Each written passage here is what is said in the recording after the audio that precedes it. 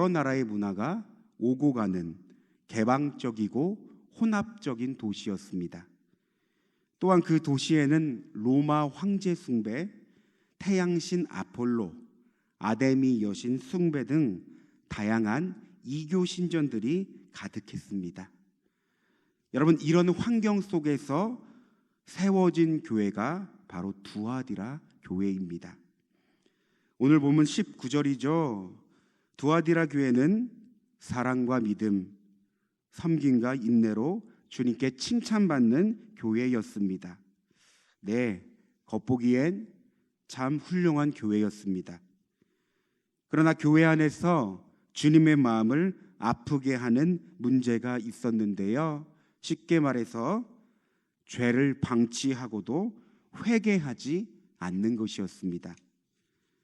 내용을 살펴보면 20절 말씀에 이세벨이라고 불리는 거짓 교사가 등장합니다.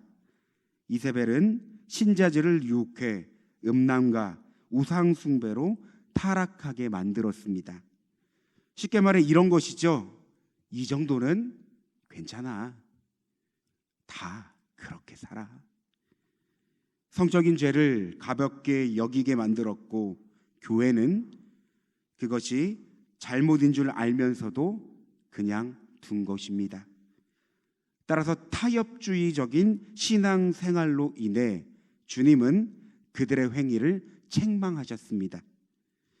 여러분, 오늘날에도 이 타협주의적인 신앙생활이 문제가 되는 사실은요, 죄를 합리화하고 관용하고 그냥 넘어간다는 것에 있습니다. 물론 인간은 연약한 육신의 몸을 입었기 때문에 언제든지 상황과 환경, 조건만 허락된다면 언제라도 죄를 지을 수 있습니다. 그러나 이것을 너무나 당연한 것처럼 합리화하며 마치 어쩔 수 없다는 듯이 믿음의 싸움 한 번조차 하지 않는 타협주의적인 신앙은 너무나 잘못된 신앙관이죠. 여러분, 우리의 삶에는 이런 모습이 없을까요? 이것은 어쩔 수 없는 거야. 내가 이렇게 하는 거는 당연한 거야. 자신을 합리화하고 죄를 인정하지 않는 우리의 모습. 여러분, 죄에 대한 분별력을 잃어버린 우리의 모습은 없습니까? 여러분, 결국 이런 태도는 죄에 대한 민감성을 잃게 하고 회개 하나 없는 우리의 삶으로 내몬다는 사실입니다. 한편 21절 이하에서 주님은 말씀하십니다. 또 내가 그에게 회개할 기회를 주었으되 회개하고자 하지 아니하였다. 여러분, 짧은 구절이지만 이 구절에서 하나님의 놀라운 자비를 보게 됩니다. 죄를 저질렀음에도 불구하고 주님은 심판보다 회개의 기회를 먼저 주십니다. 그렇습니다. 하나님은 오래 참고 기다리시며 자비로우신 분입니다. 우리가 회개하기를 기다리고 계시며 회개할 수 있는 은혜를 주시는 분입니다. 따라서 성경을 보니까요, 회개하지 않는 자에게는 심판이, 끝까지 지키는 자에게는 상급이 있다고 말씀하십니다. 그러므로 오늘 말씀을 통해 회개에 대해 깊이 묵상해 봅니다. 여러분, 하나님은 무엇보다 중심을 보시는 분이시죠. 외형적인 섬김이나 신앙의 모양이 아니라 진실된 회개의 삶을 원하시는 분입니다. 그래서 성령을 통해 우리의 삶 가운데 회개를 촉구하십니다.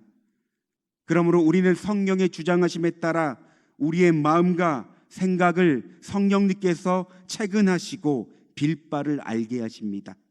나아가 깨닫는 은혜와 더 깊은 영적인 차원으로 우리를 인도하시며 우리의 죄와 허물을 보게 하십니다. 여러분, 이런 회개의 은혜가 우리 가운데 주어졌다면 여러분, 그 은혜 우리는 누리셔야 합니다. 주님의 인도하심입니다. 그래서 회개는 단순한 감정이 아닙니다. 방향의 전환이며 주님의 긍휼하심을 구하는 유일한 길입니다. 회개는 삶의 방향을 바꾸는 능력이 됩니다. 우리는 회개를 통해 죄를 이길 수 있는 힘을 얻게 되는 것이죠. 여러분, 그 안에 진짜 자유가 있고 진정한 회복이 있습니다. 하지만 오늘날 많은 그리스도인들이 회개를 꺼려합니다. 왜 그럴까요? 회개의 진정한 의미를 알지 못하기 때문이죠. 그래서 회개를 그저 인간적인 수준에서 생각합니다. 하나님, 잘못했어요. 용서해 주세요. 무언가 내가 하나님께 용서를 구하지 않으면 하나님께서 나에게 벌을 주시는 것 같고, 하는 일이 잘 안 되고 잘 안 풀리는 것 같은 기복적인 신앙의 태도로 회개를 마주합니다. 그런 반응을 보이고 있죠, 우리는. 그런데 여러분, 성경이 말하는 회개란 인간적인 수준의 방법과 방도가 아닙니다. 여러분, 회개는 하나님 앞에서 삶의 방향을 돌이키는 전인격적인 변화입니다. 회개의 영이신 성령님께서 우리 가운데 임하실 때 우리는 죄를 이길 수 있고, 이제는 다시는 결코 이전과는 같지 않은 삶을 살아가게 되는 것입니다. 여러분, 오늘날 우리의 삶 가운데 복음의 능력이 나타나지 않는 결정적인 이유 한 가지가 있다면 바로 회개가 없는 삶을 살아가기 때문입니다. 교회에서조차도 점점 회개의 이야기를 꺼려하기 시작합니다. 한 주간 힘들게 살아왔는데 버티고 살아와서 예배를 드리고 있는데, 아니, 교회에 오니까 회개하라고 하네, 용서를 구하라고 하네. 여러분, 요즘같이 듣기 싫은 소리를 듣기 싫어하고 자신이 옳다고 생각하는 이 시대 정신 가운데 회개란 있을 수 없는 일처럼 느껴진다는 것이죠. 그런데 여러분, 회개 없는 삶에는 진정한 변화가 없다는 사실을 기억해야 합니다. 저희는 한국교회가 오늘날 이르기까지 걸어온 여정을 잘 알고 있습니다. 그 중심에는 1907년 한국교회사 가운데 가장 강력한 영향을 끼친 성령의 역사가 있었습니다. 바로 저희가 잘 알고 있는 평양 대부흥운동이죠. 이 부흥운동은 단순한 종교적 운동이 아니었습니다. 진실한 회개, 성령의 임재로 시작된 거룩한 변화의 물결이었습니다. 무엇보다 이 운동 가운데 길선주 목사님의 회개가 불씨가 되어 그때 교회는 눈물로 회개했고 공동체는 다시 살아났으며 지금의 한국교회를 만드는 결정적인 초석이 되었습니다.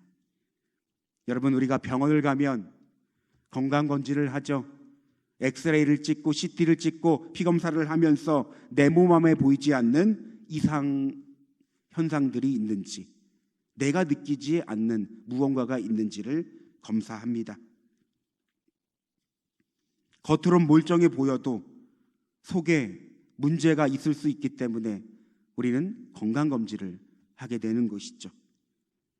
그런데 여러분, 이 검진을 미루면 결국 어느 순간에 병을 키우게 되고 때를 놓치게 되는 안타까운 환경들이 허락이 될 수 있죠.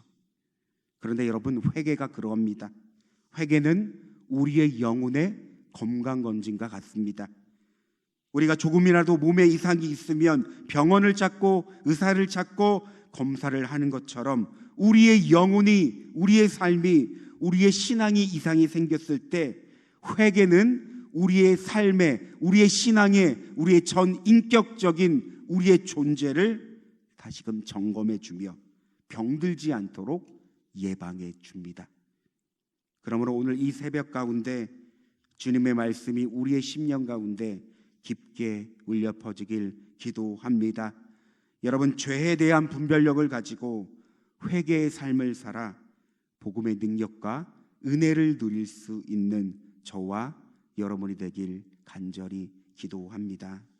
우리 다 함께 기도하겠는데요, 우리 세 가지 기도 제목이 있습니다. 먼저 성령님, 회개의 영이신 성령님께서 우리 가운데 임하여 주시옵소서. 둘째, 주님, 죄를 관용하거나 합리화하지 않게 하소서. 셋째, 회개를 통해 죄를 이길 수 있는 능력을 우리에게 주소서. 여러분, 이 시간 오늘 말씀을 생각하면서 주님의 이름을 한번 부르고 기도하겠습니다. 주여, 사랑과 은혜가 충만하신 하나님, 오늘 두아디라 교회를 통해서 우리가 우리의 삶, 우리의 신앙을 다시 한번 돌아봅니다. 하나님, 주님께서는 이 두아디라 교회를 칭찬하셨고 그들의 사랑과 믿음과 섬김과 인내를 인정하셨습니다. 그러나 하나님, 이런 칭찬받는 교회조차 작은 문제가 있었는데, 그것은 죄를 합리화하고 죄를 깨닫고 죄가 무엇인지 알았지만 이것을 관용하는 그들의 연약한 모습이 있다는 사실을 저희는 말씀을 통해 알았습니다. 그러나 하나님은 그들에게 회개의 기회를 주셨습니다. 회개할 수 있는 은혜를 주셨습니다. 그러나 이들은 회개하지 않았습니다. 하나님의 은혜가 그들의 삶 가운데, 그들의 인생 가운데, 그들의 공동체 가운데 부어지고 있음에도 불구하고 그들은 회개하지 않았습니다. 하나님, 그런데 이들의 모습을 통해서 우리의 모습을 발견하게 됩니다. 하나님, 우리도 때때로 연약한 육신을 입고 있으면서 상경과 환경과 조건이 허락된다면 언제든지 죄를 짓지 않습니까? 그런데 이 죄에 대하여 너무나 관용적이고 타협적이고 합리화하는 우리의 모습은 없습니까? 그래서 이것은 어쩔 수 없어, 다른 사람은 안 돼도 나는 괜찮아 라고 말하며 죄에 대하여 분별력 없는 우리의 삶이 없는지 하나님, 이 시간 되돌아보게 됩니다.